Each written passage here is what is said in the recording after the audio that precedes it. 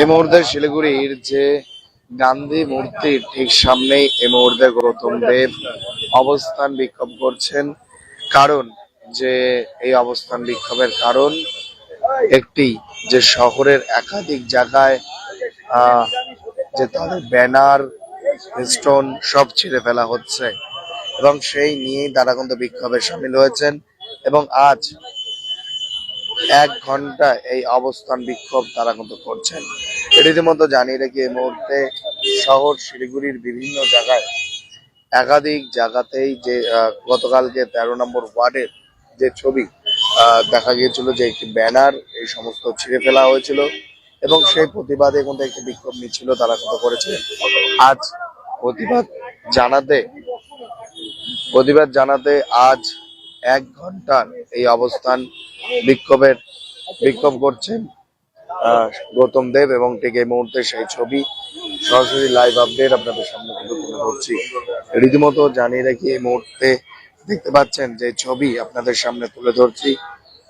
অবস্থান বিক্ষোভে বসেছেন শিলিগুড়ির মেয়র অর্থাৎ তৃণমূল কংগ্রেসের যে শিলিগুড়ির বিধানসভার প্রার্থী, তিনি এই মুহূর্তে অবস্থান বিক্ষোভে বসেছেন।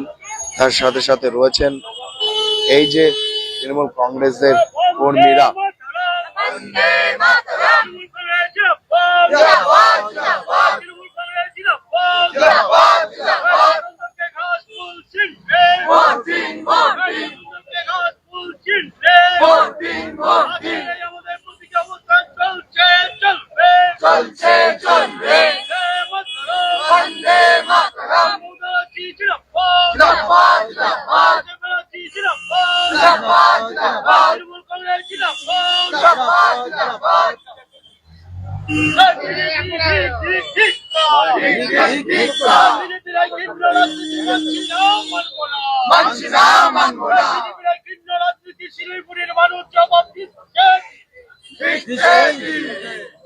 এই মুহূর্তে সেই ছবি লাইভ আপডেট আপনাদের সামনে তুলে ধরছি। যে ছবি আপনারা দেখতে পাচ্ছেন, অবস্থানে বসেছেন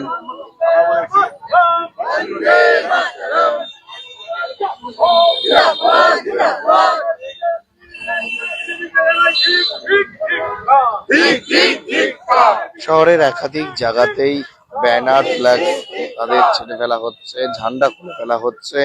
সেই কারণেই তারা কিন্তু আজ এই অবস্থানে বিক্ষোভে বসেছেন এবং সেই ছবি আপনাদের সামনে তুলে ধরছি। যে শিলিগুড়ির যে পোস্ট অফিস গান্ধী মূর্তির তারা কিন্তু বিক্ষোভ করছেন।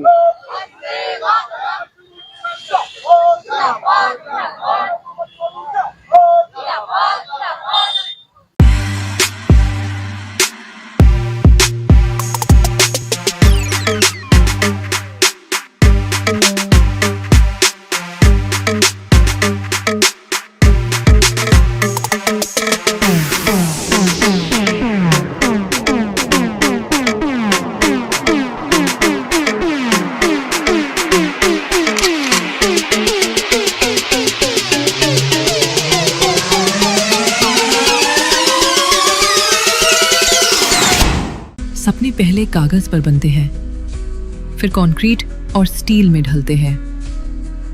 हर नक्शा एक नई उम्मीद जगाता है और हर ईंट और सरिया उस उम्मीद को हकीकत की ओर करीब ले आता है।